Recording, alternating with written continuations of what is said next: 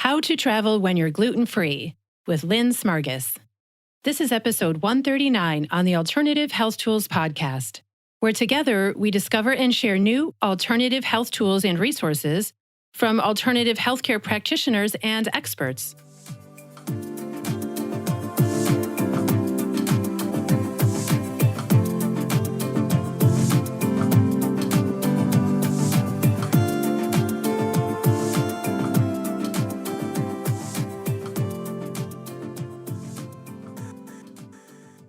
Hi, everyone. Welcome to Alternative Health Tools. This is Kim Shea, your co-host on this side of the pond.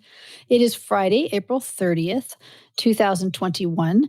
And today I have the opportunity and the privilege of speaking with Aliquity, and she is going to talk to us about gluten-free travel.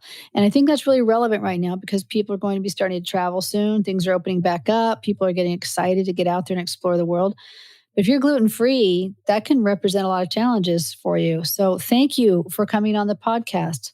Yeah, thanks for having me on, Kim. I'm super excited to chat about gluten-free travel, especially because we're about to get into a season of travel.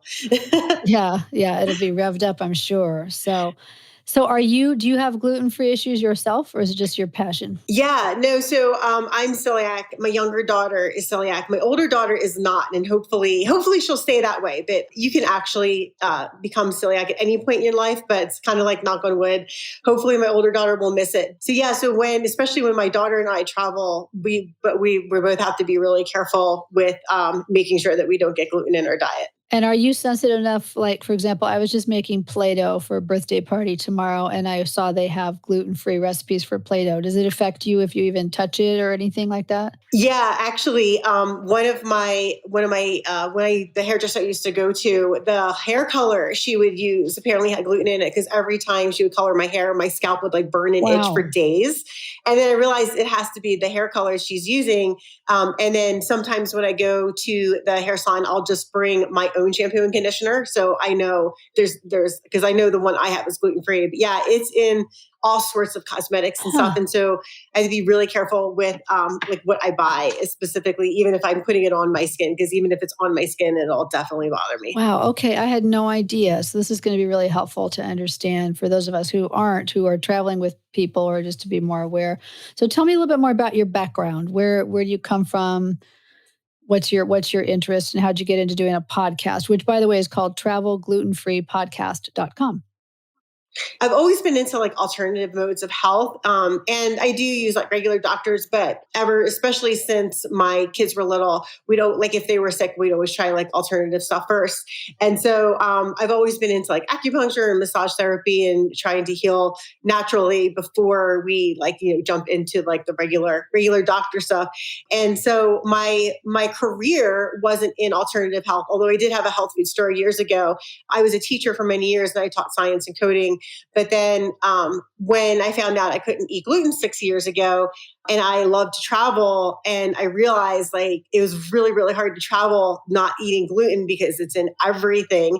Plus, what a lot of people don't realize is when you have celiac disease, it's much different than just being gluten intolerant. So gluten intolerant just means like you eat it and it like doesn't sit well with you. But with celiac, it's an autoimmune disease. So that means if you eat any amount of gluten, even if it's like a bite of something, your body ends up attacking itself and you end up being very, very sick from anywhere from like 3 to 7 days. So it can really easily completely wipe out a vacation. And of course, nobody wants to be sick on vacation. No. That's like the last place you want to be sick.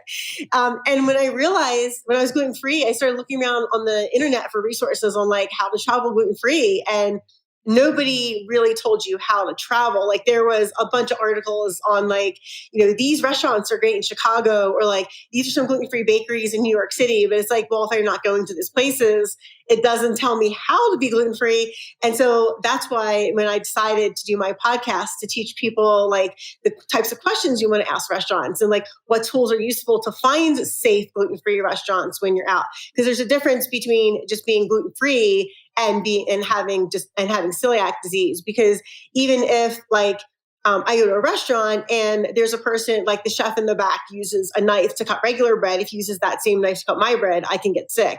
So the cross-contamination factor is really high. And so there's a lot of like different levels to being gluten-free. And so having celiac disease is one of the ones where you have to be like really careful and very strict about like eating out, especially, but just your diet in general. So how do you know whether you have celiac or just a gluten intolerance? Is there a test for it? Yeah, so there's actually a really simple blood test that you can get for it. If you're doing the blood test, you have to be eating gluten at the time, so it can detect if you have celiac disease. And then if you test positive on the blood test, then you go in, I think it's called an endoscopy, where they basically like put a scope down your throat and they look at your small intestine, because if you have celiac disease, there's little hairs in your small intestine that absorb your like vitamins and minerals.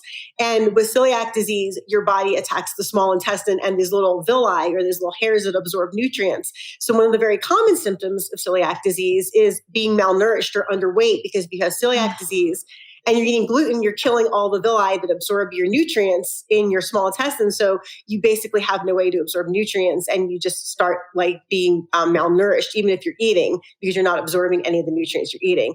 And so that's one of the symptoms. Like there's lots of digestive symptoms like gas, bloating, diarrhea, constipation, like memory fog, depression, because there's a lot of also like, if you have a mental health issue and you are celiac and you don't know it and you keep eating like gluten, it can make your mental health condition worse, because a lot of your neural tissue is found in your digestive tract. And so that's why a lot of times if people have like depression, like I suffer from depression. And so I know like if I'm eating really bad, my depression can get worse, because your digestive system is so connected to your mood and your mental health well-being. So if you eat really healthy, you can really resolve a lot of different kind of mental health things if you are being careful with what you eat. And so that's another whole side of having celiac disease, is like you're more prone to depression and other things, because all of that is part of your digestive tract.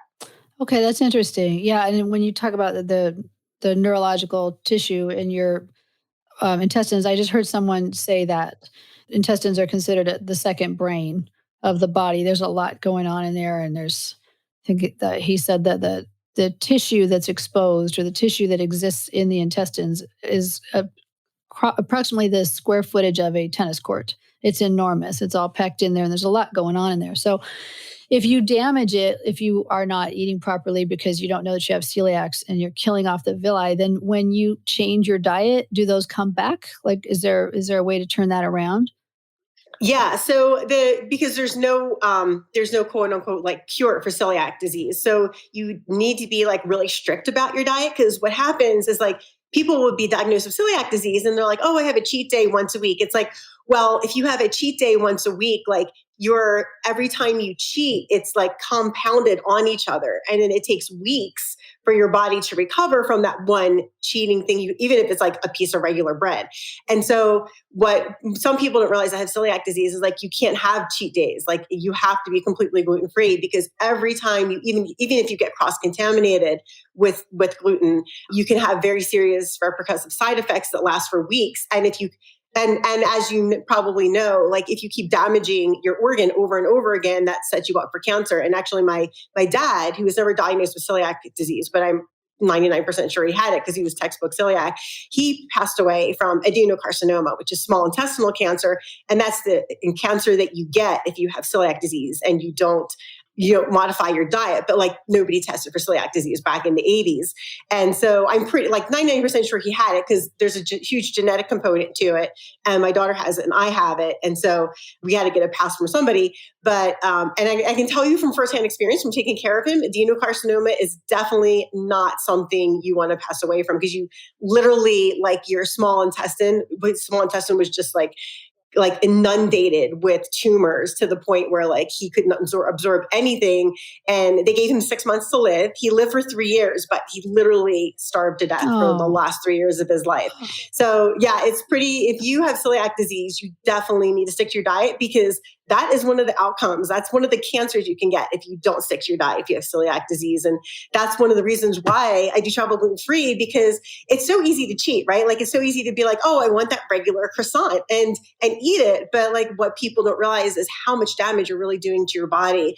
And you don't see it because it's on the inside, but you can really set yourself up for some really dangerous, life-threatening diseases if you have celiac disease and you don't follow your diet. So I feel like by doing Travel Gluten Free in my podcast and telling people like how you can still live your life and be gluten free, you just have to be a little more prepared and know a little more things. Hopefully it'll be easier for other people to stick to their diet so they won't be sick. Yeah. And also I would think it would be a problem where you've got family, especially if you're traveling and you're in some place where there's some wonderful specialty there. Like, no, just try it because we're here. Don't you want to have some? So I'm sure it's hard. You're fighting that. It's like someone who's trying to lose weight. Like, oh, just have one piece of cake. It's not going to kill you. So this can really hurt you. Celiac disease really can kill you. Yeah. And I've heard stories from both sides. Like I'm really lucky because my husband is very supportive of like making sure that he makes stuff that's gluten free. And like when we go out to eat, sometimes I'll forget to ask, like I'll tell them, but like sometimes I'll forget to ask specific questions and my husband will remember. So like I'm really lucky because apparently not everybody's family is very on board with gluten-free diet, which is really sad because it's like, you wouldn't feed a Snickers bar to a diabetic, right? Well, why would you ask a celiac person to eat gluten? Like it's the same thing. Like you're asking them to just really put their health under the bus. And so I'm really fortunate because in our family, everybody's really supportive. But I know that there's families out there that their family isn't as supportive of their diet, even though it's for a medical reason. Like it's not for fad. So yeah, I think is that what you're finding though, that there are some people that the pushback they're getting is from the perception that this is just a fad.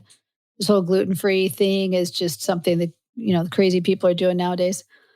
Yeah. And that's actually, I mentioned that in my book, The Guide to Traveling Gluten Free, because when you order out at a restaurant, I've gotten this from waiters and waitresses before. I tell them like, I'm not doing this for it's not an optional for me. It's medical. And I tell them I have a gluten allergy, even though celiac disease isn't really an allergy, but like people don't always understand celiac disease. So I just tell them I have a gluten allergy and I tell them I do it for medical reasons because like one time I was in Canada and the server at the restaurant was like, oh yeah, someone told me they were gluten free and then they ate the croutons on their salad. And he's like, they were obviously not really gluten free. I'm like, no, I'm really gluten free. Yeah. That's rough. Well, so doing what you do, where you're really taking precautions and you know everything you have to do you find that you have total relief?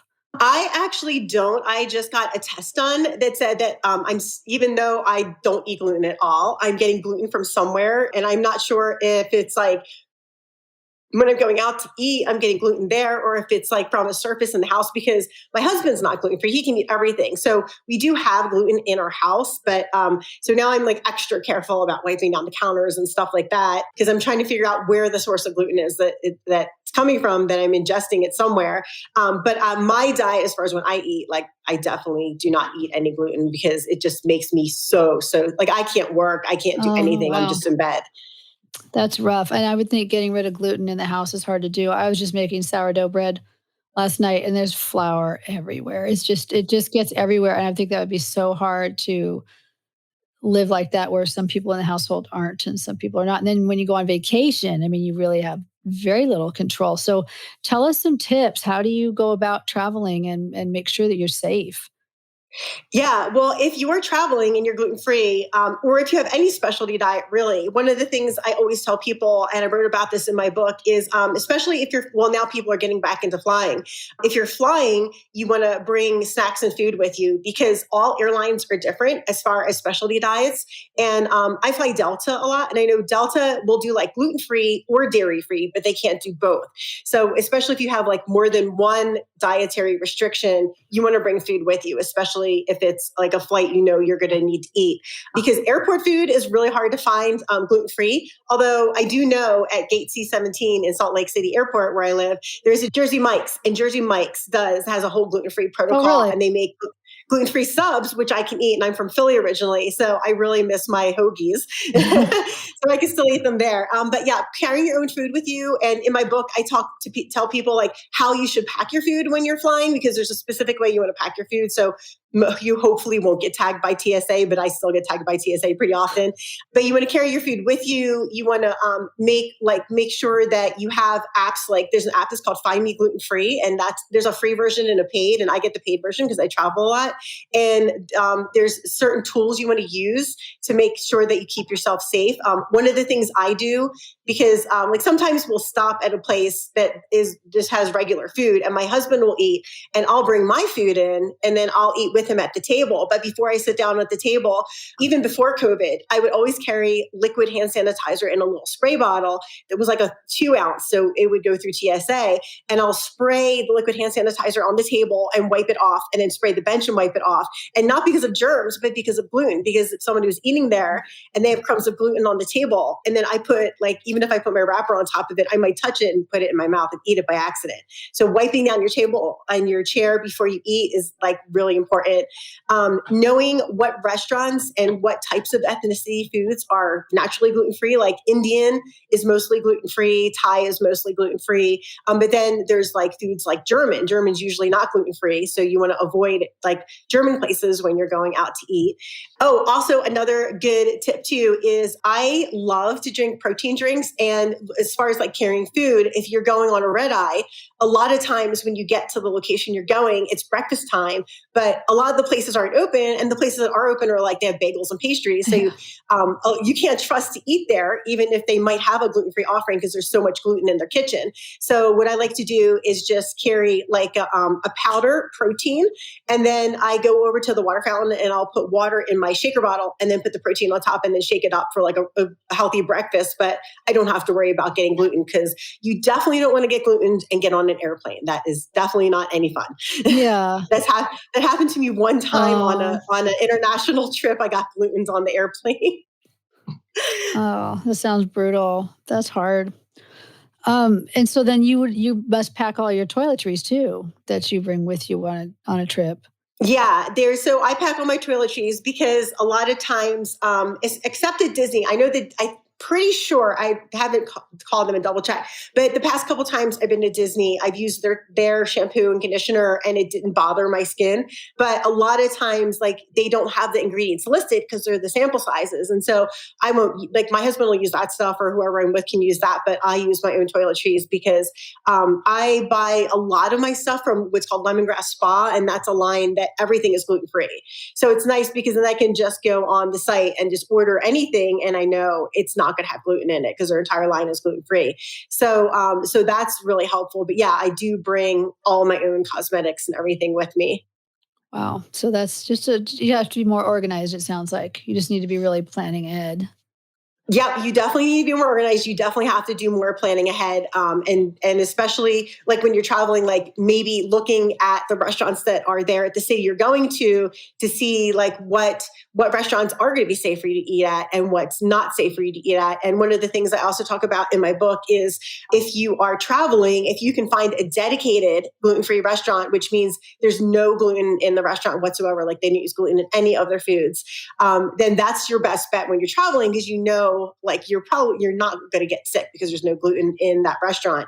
And so finding dedicated gluten-free places is really easy or is really better when you're traveling.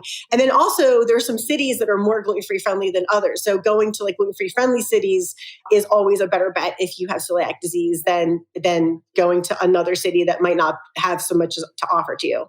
Okay. So how do you find out if a city is gluten-free? Is that just on the internet? You just do a search, or is that in your book?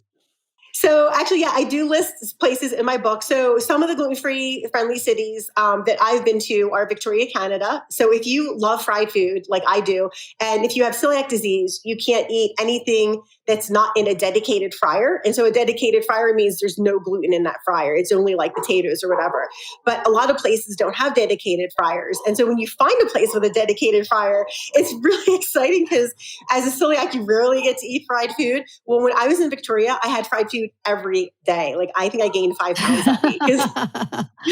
But it was such a treat. And so like Victoria, Canada, that's a great place to go if you're gluten-free. Chicago, I haven't been there yet, but that's a great place to go if you're gluten-free. Tons of gluten-free options there. New York, the city of New York is really great.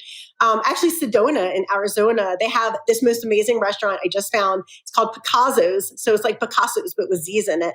And it's all Italian food, and everything on their menu is gluten-free. And then they also make regular pizza. So it's nice because it's kind of like a flip, because most of the time they're like, oh, these things are gluten-free, but the rest of the menu has gluten in it. But at Picasso's, it's flipped.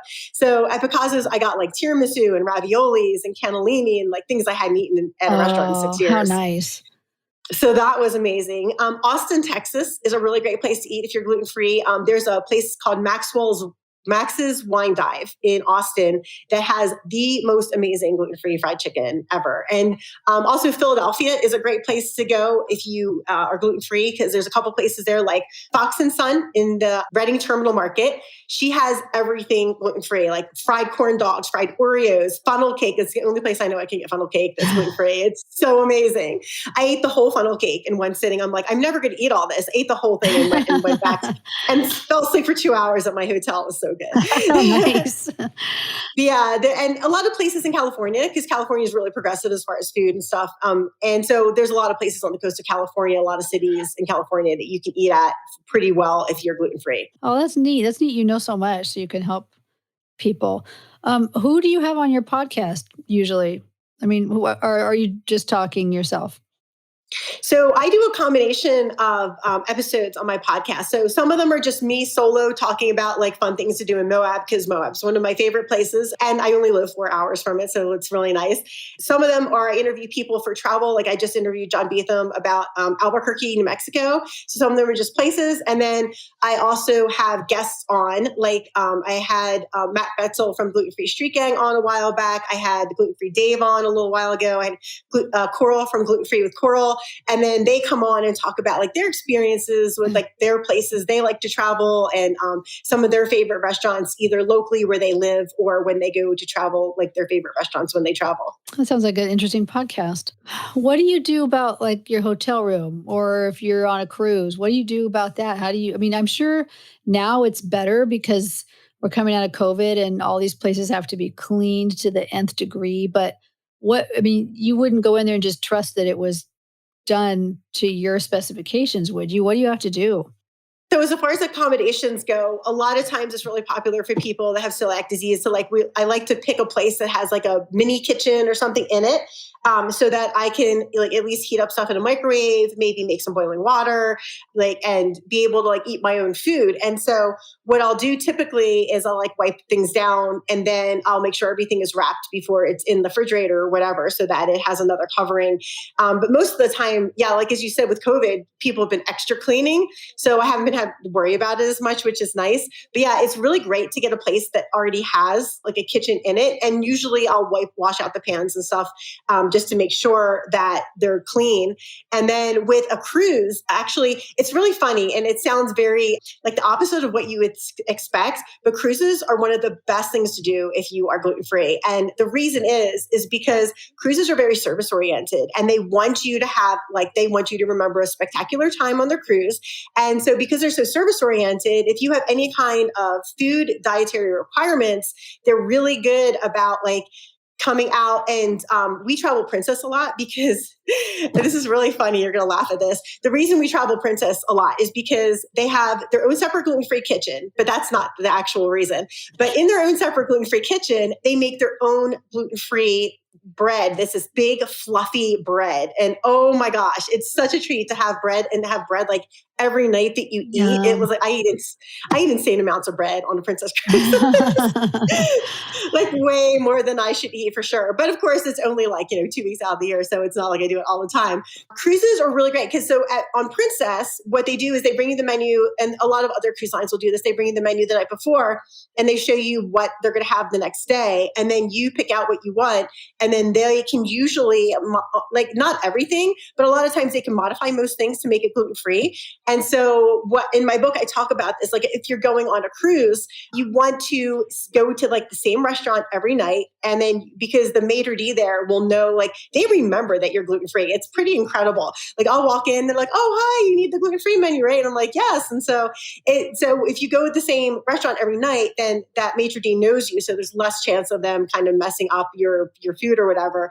And I have never gotten sick on a cruise, and I've done several of them. And we cruise Princess a lot because I really trust, I've done their kitchen tour, so I've seen their gluten-free space and everything, and I really trust the safety of their food. I've done other ones like Norwegian and, Holland America. But the other thing I love about Princess too is they have these really great desserts, and they have a lot of gluten-free desserts. And so not only do I get to eat a lot of bread, I get to eat a lot of dessert on cruises, which is super awesome. And the great thing is too, is like if you're going on a cruise, you can like get up in the morning, eat breakfast, and then you can, because cruises, if you haven't gone on a cruise before, you're just basically eating almost the whole entire time. Yeah, I've never been. It's actually pretty cool. I love adventure travel, but then I do love a good cruise every once in a while because it's so easy. And you get so spoiled on a cruise and you come back home and you're like, cook, what is that? Like I have to make my own food. And it's great because all of the regular food is included in your price of your cruise. And so you can eat a big breakfast and then just take a couple snacks with you for the afternoon and then come back and eat dinner. So you don't really have to worry about like, where am I going to get my food? So if you're at a port and you're not sure of the food, if you bring a snack or two with you, you can just use that to hold yourself over. So cruises are actually one of the best ways to travel, especially if you're new to being celiac or new to having a specialty food diet. So how about, I don't know if you're doing any international travel, but are there countries where it's harder than others? Yes. Yeah, for sure. So if you are celiac and you're gluten-free, and like amazingly enough, and this is going to sound completely strange, Italy is one of the best places to go. Okay. Yes. That does surprise me. And you would think that would be like the last place you want to go. But because Italy has the highest per capita incidence of celiac disease in the world, like if you aren't in a restaurant that offers gluten-free, you're probably not going to have that big Italian family come and sit at your restaurant to eat. And I'm Italian, so that's probably where I get my celiac disease genes from, is my Italian side. And so Italy is a really great place to get gluten-free. France, no. Like I remember I went to a maitre d' and I told him I couldn't eat gluten, like what on his menu was available for me. He looked at me, he's like, no, you cannot eat here. He's like, go to another restaurant. And I was like, dude, wow, like French rudeness. Yeah, so French people will look at you like you're insane because you don't want to eat gluten. So I basically just picked stuff off the menu all week when I was in France the one time that I knew was naturally gluten-free, but there was no guarantees. And so that was really scary. And I got cross-contaminated a lot. My joints were hurting me the whole week. So France, no. London, absolutely. Like London has the most amazing gluten-free chains there, like Wagamama. And there's a couple other places I can't think of off the top of my head, but I have them in my book. And so London is amazing if you have celiac disease or if you're vegetarian or vegan, for sure. Germany, no. There's so much pizza in Germany. I don't know what it is with like pizza and like German people. They love their pizza. So Germany, Austria, if you're in Vienna, you're okay. But outside of Vienna, it's really hard to get like a safe gluten-free food. Mexico was actually really good about gluten-free because Mexican food generally isn't like highly glutened. And a lot of people in Mexico do speak English in the tourism industry. So it was pretty easy to get safe food in Mexico. And Canada, I say Victoria, Montreal is really great for gluten-free food. And there's also a couple other, I believe Toronto is really good for gluten-free as well in Canada. So Canada has quite a few cities. And the general rule of thumb that I tell people in my book is that the closer you are to a big urban city, the more chance you have of finding safe food that's gluten-free. Like, for example, like I live in Utah, and if you travel to any of the national parks in Utah, you're in the middle of nowhere. So the chances of you getting safe gluten-free food are pretty much slim and none, which is why anytime I road trip in Utah, I always pack like food with me. So that's the general rule of thumb when you're trying to find gluten-free food, is the more closer you are to a densely populated city, the better chance you have of finding safe food. Okay. That's good. That's good to know. I'm not much of a traveler, nothing compared to you, that's for sure. But I know when I graduated from high school, so this was a few years ago, my dad took me to only 2 or 3. That's all. Took me to Ireland, and he had multiple sclerosis. And that was rough. They were not prepared there for disabilities at all, or people who just had trouble walking, handrails. I mean, it was a long trip. It was really a long trip. So I was really surprised at how unaware or unconcerned. I'm not sure what it was, but there was just nothing there. It was completely inaccessible. It was really, really a challenge. So, and we even at the time had gone over to London, and London was brutal because the trains were down, they were on strike. And so it was just brutal. It was rough. It was a really rough trip. So, I mean, I can just imagine for you or for anybody with celiac, you're trying to go around and have a good time. And if you can't find what you want, you don't know even where all the places it is are located or how you're going to get your food. I mean, it's just such a drain to go on a trip and have it not go well because of a health issue. It can really just take all the fun out of traveling. Yeah, one of the things you really have to be mentally prepared for on a trip, because a lot of people like associate like travel and good food, right? That's pretty much, they go hand in hand. But like one of the things I always go, like, especially if I'm going to a new place I've never been before, I always just go in there not expecting to find gluten-free food. And then when I do, I'm really excited. So if you have celiac disease or you're on a specialty diet, like not having high expectations of finding amazing food is just a really good mindset to have. Because if you were like, oh, I can't wait to go and eat and blah, blah, blah, unless you're going to a cruise, you're just setting yourself up for like so much disappointment, and your vacation experience isn't going to be as good. So just keeping that in mind when you go on travel. And I'm okay. Like there's been times where like we've had to eat at a fast food place, and like I said before, I bring my food in, my husband just orders fast food, and like I'm okay with that. Like you can't have celiac disease and then be like, well, you can't eat gluten too. It's like, it's just not fair to the other people.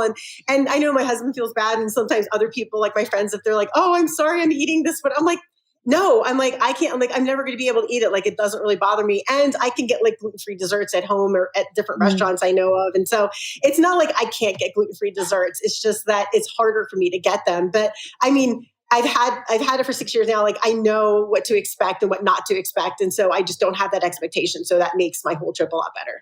Do you bake for yourself at home so that you can have desserts at home that are gluten-free? Yeah. I actually was a huge baker before I was gluten-free, and I'm still a huge baker. It's just now I have like 13 different kinds of flour in my pantry. So anywhere from like tiger nut to rice flour to tapioca flour to potato flour. There's so many different kinds of gluten-free flour you can use. It's incredible. And because it doesn't have the stickiness from gluten, you have to put like guar gum or a different additive in it so it'll stay, or like use eggs to make it rise because it doesn't rise the same. And then in addition to all that, I live at 7,000 feet. So the altitude is also an issue. And then things dry out really easy because we live in a semi-arid climate. So I have a few challenges when we're baking. They don't always come out good. But one of the things I've learned recently is to do a test cookie or a test whatever to see how it rises to make sure it's working, because the chemistry with gluten-free food is definitely a little more challenging. Okay. Huh. Sounds like you should have another podcast or another book, the Challenged Baker, just because, I mean, that's, sometimes we will experiment with baking food for friends that are coming over and they have celiac or they just have a gluten intolerance. And so we'll try to come up with something, a dessert for them. And we've turned out some really yummy stuff. I mean, it's come a long way from what it used to be. If you couldn't tolerate gluten, there wasn't as much available to you. But now there are so many ways that you can make things. There's so many flours available that never used to be available. So I guess it's a good time. If you're going to have celiac, it's a good time because you have many more options. That's so nice you can bake, because if you couldn't bake too, you just have to wait for every time you're on a princess cruise to get your dessert. Or the other, I mean, you can go out. There's like different gluten-free desserts out there you can buy. And there's a difference between like certified gluten-free and gluten-free. So certified gluten-free means it's safe for celiacs to eat. And if it just says gluten-free, I always still read the ingredients anyway, because sometimes you'll get a product that says gluten-free and on the back it says it has wheat in it. And in the US, it can take up to 6 months to a year to pull that off the shelf, even though like you can. So even if it says gluten-free, I always read the ingredients. But I mean, these flours were always available, but like they definitely are more expensive because they're not produced en masse like wheat is. But it gives you like actually a bigger taste profile. So you get different experiences with like tastes and textures when you expand off of gluten flours and go into the gluten-free stuff. And it's pretty cool. Like some of them were really, really great. And I made a lot of desserts and had people over like pre-COVID when we could have people over our house that were gluten-free, that people ate them. They're like, if you didn't tell me this was gluten-free, I would have had no idea. And so it's just using a different flour. So it's not like, everybody knows potatoes, right? So if you use potato flour in something, it's not like a strange thing. And gluten-free food does typically have a stigmatism where it's like doesn't taste good. But one of the things I did notice is that restaurants that specialize in gluten-free foods generally have chefs who are more experienced in cooking, and so they make better food. And so if you go to a restaurant that does specialize in being gluten-free, chances are you're going to get a really, really good meal. Like all of my friends I brought to different restaurants, like even locally where I live, that specialize in gluten-free, they're like, wow, this restaurant's really great. I'm like, yeah, you have to be good to know how to not cook with gluten. That makes sense. That does make sense because you're just dealing with so many different flours, it sounds like, and then just the aspects of how it's going to rise. And that's interesting. That's very interesting. So you said you look at the labels, you're reading labels, which I'm guessing a lot of celiac people do, but like on cosmetics and things like that, what are you looking for there? Or how do you know if the products that you're using, like it's not in toothpaste, is it? Yeah, so you can find gluten in toothpaste too. Really? Actually, one of my other gluten-free influencer friends, her name is Taryn, and she lives I can't remember, it's Montreal or Toronto in Canada, but she has my celiac life, and she realized that after she went gluten-free and when she found out she was celiac, she's still getting symptoms and she couldn't figure out what it was. And then she read the ingredients on her toothpaste, and there was wheat in her toothpaste because wheat is used as a filler and a thickener for so many things. So like the dangerous part of eating out or eating gluten-free is like if you go to order a steak, you can't trust that steak is gluten-free because if the marinade they used in it has gluten or the sauce they put on it has gluten in it, you can get sick. And so you can't ever assume that anything is gluten-free unless it's like a banana that you pick up in the produce stand or something like that. And then, you just have to be really careful with reading ingredients. But one of the ingredients that's really common that has made like a comeback, and I'm sure you probably remember this, growing up in the 70s, like my mom would comb beer through my hair because beer was like, had barley in it, and barley has B vitamins, and B vitamins are good for your hair. And so now there's this whole comeback with like beer themed like cosmetics, and all of those are off the table if you have celiac disease because barley has gluten in it. So does wheat germ. So wheat germ is a common thing that they put in some cosmetics because wheat germ has B vitamins. It's supposed to be good for you. But yeah, and maltodextrin. So if maltodextrin is in a cosmetic and it doesn't specifically say like maltodextrin from corn or potato, I don't get it because maltodextrin can be made from wheat. So those things are like the most common things that you'll see that they put in different cosmetics that are a big no-no if you have celiac disease. Okay. Wow. A lot of work. It is. Well, speaking of a lot of work, so you wrote a book. How long did that take? That's kind of a two-part story, but basically I started writing it on this software that I was using, but it had a really big learning curve. So I put it down and picked it back up again. But basically to write the whole book probably took me about 4 months of time. And I wrote it all for me because I'm a content writer. That's my profession. I have a really easy time coming up with ideas and stories and writing, which apparently I found out after becoming a writer was like not really common. And so I never sit down on the computer and not have an idea. I usually have more ideas than I can do with. And so writing the book for me it was really fun. I loved it a lot. Probably the worst part was just figuring out like the process of publishing and how to get it published and then book marketing and all that stuff. But I go through like all the things that I've learned from traveling, being gluten-free, and like the best tips I feel would help people like to navigate it safely without having to like worry too much about it. Because a lot of times it's really common for people with celiac disease or people who have dietary issues to have food anxiety because like you're sitting there eating that food, like wondering, is it going to make me sick? So there's that whole like emotional like aspect of it as well, which I talk about in the beginning of my book. But yeah, if you have any kind of gluten issues, or even if it's not gluten, it's a dietary specialty, if you grab my book, it'll definitely help you with like planning ahead and preparing and like giving you really good tools just to make your vacation so much better. Oh, it sounds like it because you're so knowledgeable. Where can we find your book? So if you go to travelglutenfreepodcast.com and you go to the book tab, it'll be right there. And you can also find information. You can also find it on Amazon. You can also find information on, my Instagram, which is Travel Gluten Free Podcast. Okay, cool. You're on Instagram. That's great. Yeah, you're just a trove of information for people who have this situation. I think it's great. When my third son was born and I was nursing him, and he was just so fussy and so irritable all the time. And I started cutting out foods, and then I started slowly adding them back in, but I figured out gluten was one of them. I wouldn't have been celiac that I'm aware of, but it was definitely gluten intolerance. And the nice thing was I lost all my baby weight in 3 months because I just was not able to eat anything fun. There was a lot of things I couldn't eat with him, but it made a difference in him. He was a lot happier as a baby. So, but I just didn't know anything. I didn't know anybody else. I picked up a couple of books, tried a couple of recipes, but it's nice to have so much information from somebody right in one source that we can go to. And this is a unique topic that you're covering in particular. Now everybody's traveling again. Yeah. And interestingly enough, you mentioned nursing. I nurse both of my kids too. And my first daughter doesn't have any kind of food issues, but my second daughter, who is celiac, I noticed that, and she was horribly colic. She would scream and cry till 2:00 in the morning. And I realized it was eggs and dairy with her. And so even now she has issues with dairy still, but yeah, I had to cut all eggs and dairy out of my diet, and ice cream was a hard one for me. Yeah. That's rough. It's hard, these kids. Yeah. Well, right? What do you do for your kids? Just to keep them alive and happy. Yeah, I know.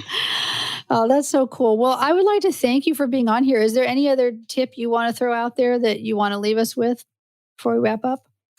Yeah. So one of my favorite tips for travel is if you are on Instagram, or if you're not, that's okay. You can actually just use hashtags that search on Google. If you're traveling, let's say you're going to Austin, Texas. If you look for the hashtag gluten-free Austin or gluten-free, and put whatever city you're going to on the end of it, you'll find every social media post, if you do this on Google or whatever platform you're on, that is tagged with that hashtag. And that's a great way to find local places that might be really close to you where you are traveling. So definitely use hashtags a lot. That's one of my favorite things to do, because it's also really fun because you get to discover new places and new food. That's really awesome. It's like a little secret code you all have with each other. That's really neat. Yes. I like it. All right. Well, Alikity, thank you so much for being on the podcast today. You have so much information, and people are going to be traveling now, so they're going to want this. And we will have your contact information and the links to your site and to your book as well, so people can find out and get in touch with you and get on your Instagram as well and follow you. And it sounds like they need to really be a part of this community. So thank you so much for getting this all going and sharing it with us today. Yeah, well, thank you, Kim, for having me on today to share and help other people who are traveling with celiac disease. Yeah, I wish you all the best. Thank you.